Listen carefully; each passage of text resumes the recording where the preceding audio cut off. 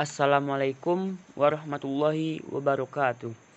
Kami dari kelompok 11 akan mempresentasikan hasil dari makalah kami dari mata kuliah fikih mengenai zakat. Perkenalkan, saya Rian Purnawirawansyah dengan NIM 2016020008 jurusan Manajemen Perbankan Syariah.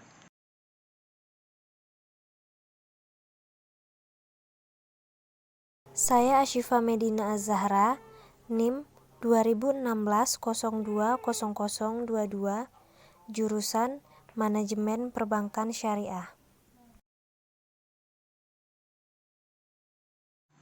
Baiklah, langsung saja ke penjelasan.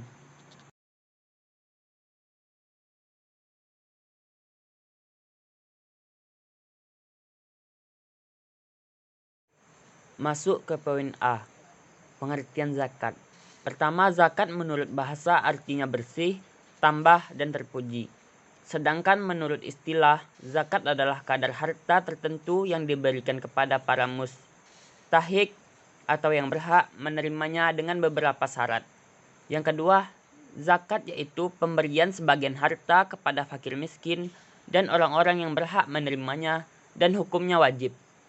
Yang ketiga, zakat adalah satu kewajiban dari kewajiban-kewajiban Islam. Ia adalah salah satu dari rukun-rukunnya, dan termasuk rukun yang terpenting setelah syahadat dan sholat.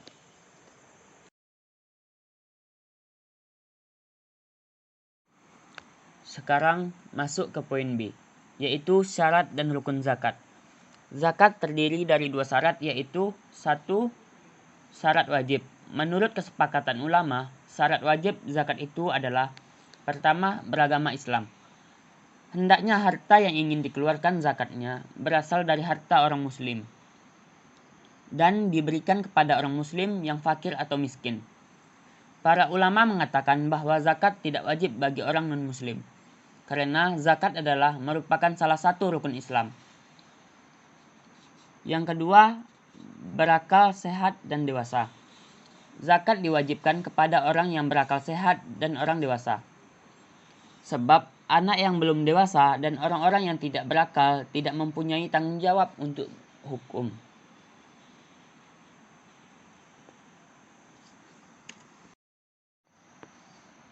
Yang ketiga, merdeka. Para ulama sepakat bahwa zakat hanya diwajibkan kepada seorang muslim yang merdeka dan memiliki harta yang jumlahnya melebihi nisab. Seorang hamba sahaya tidak mempunyai kepemilikan terhadap harta karena yang memiliki hartanya adalah tuannya. Yang keempat, milik sempurna. Milik sempurna adalah kemampuan pemilik harta untuk mengontrol dan menguasai barang miliknya tanpa tercampur hak orang lain pada waktu datangnya kewajiban membayar zakat. Yang kelima, berkembang secara real atau estimasi. Berkembang secara real adalah harta yang dimiliki oleh seorang dapat berpotensi untuk tumbuh dan dikembangkan melalui kegiatan usaha maupun perdagangan. Sedangkan yang dimaksud dengan estimasi adalah harta yang nilainya mempunyai kemungkinan bertambah, seperti emas, perak, dan mata uang yang semuanya mempunyai kemungkinan bertambah nilai dengan memperjualbelikannya.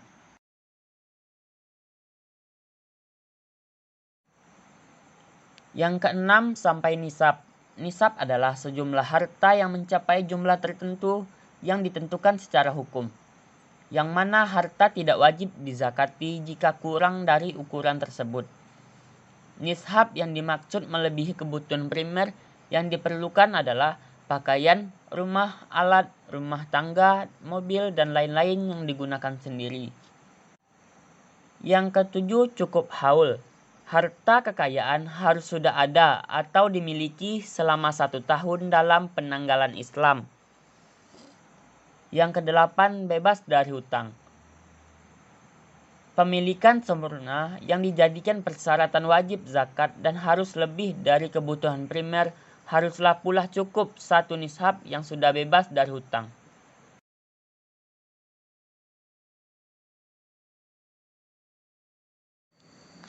Yang kedua, syarat sah. Pertama, niat.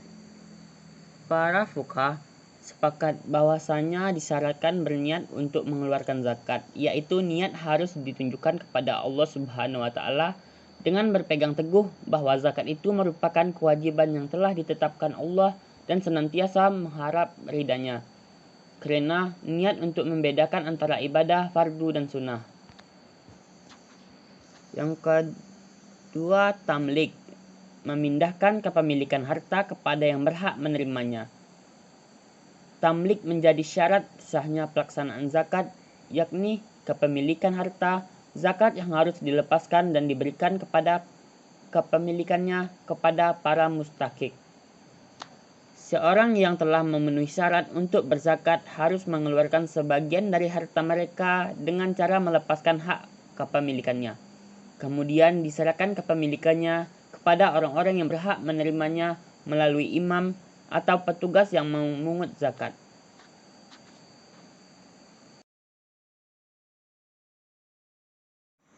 Sekarang kita masuk ke rukun zakat.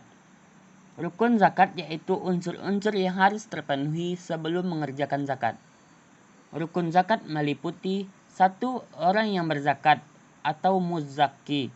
Yang kedua, harta yang dizakatkan. Yang ketiga, orang yang berhak menerima zakat.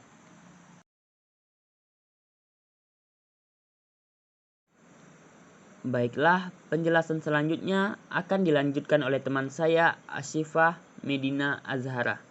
Kepada Ashifah dipersilakan.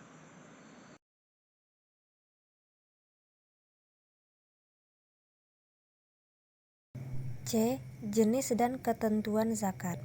Terdapat macam-macam zakat yang wajib Anda ketahui serta ketentuannya antara lain. 1. Zakat fitrah. Salah satu jenis zakat yang wajib ditunaikan umat muslim adalah zakat fitrah. Seperti yang telah disebutkan di atas, zakat fitrah adalah jenis zakat yang wajib dibayarkan umat muslim ketika bulan Ramadan atau hari raya Idul Fitri datang. Selanjutnya, zakat fitrah dapat dibayarkan dengan 3,5 liter makanan pokok dari daerah yang bersangkutan. Di Indonesia, biasanya orang akan memberikan beras. 2. Zakat ma'al. Selain zakat fitrah, ternyata ada macam-macam zakat lainnya, yakni zakat ma'al atau harta. Zakat ma'al adalah zakat penghasilan. Selanjutnya, ada beberapa jenis zakat penghasilan, yaitu zakat hasil pertambangan, hasil pertanian, hasil laut, hasil ternak, perak, dan ternak. Masing-masing jenis zakat memiliki ketentuan dan perhitungannya sendiri.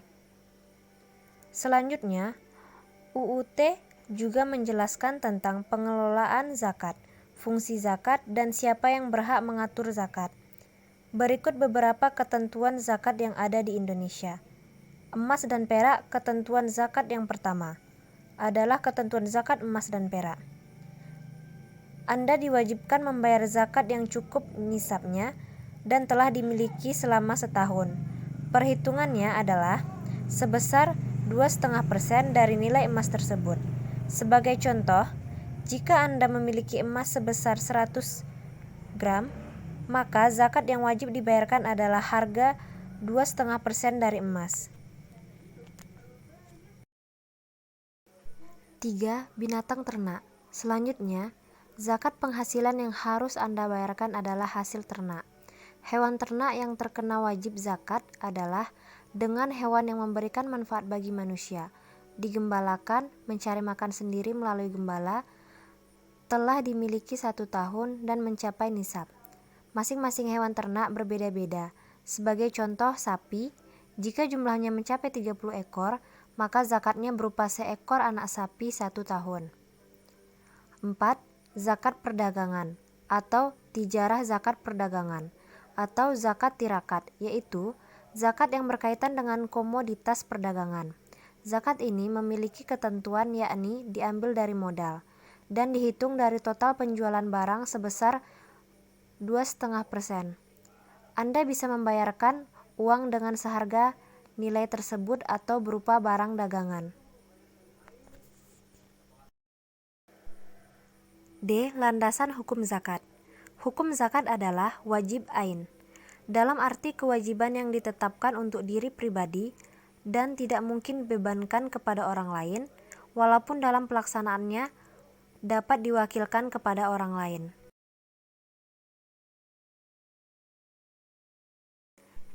Hikmah zakat.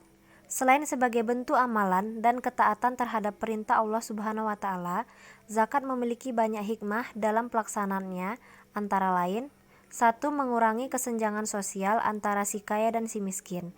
2. Membersihkan harta dari bagian yang bukan hak kita. 3. Mengikis akhlak yang buruk. 4. Zakat adalah ungkapan rasa syukur atas nikmat yang diberikan oleh Allah Subhanahu wa taala. 5. Zakat yang dikumpulkan bisa dijadikan dana pengembangan potensi umat. 6. Memberikan dukungan moral dan material kepada orang-orang yang baru masuk Islam. Baiklah, kesimpulan akan disampaikan teman saya, Rian Purnawirawansyah.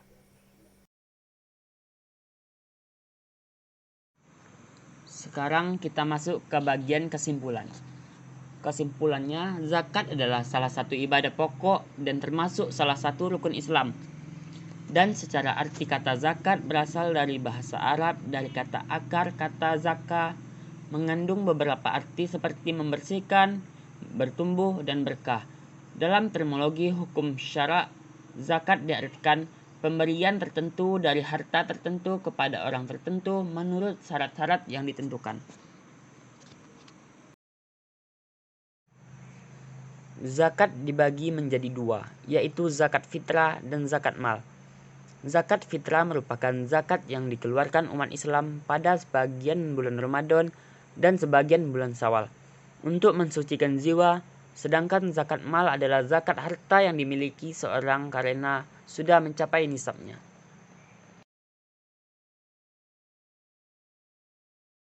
Itulah hasil presentasi makalah kami dengan materi zakat.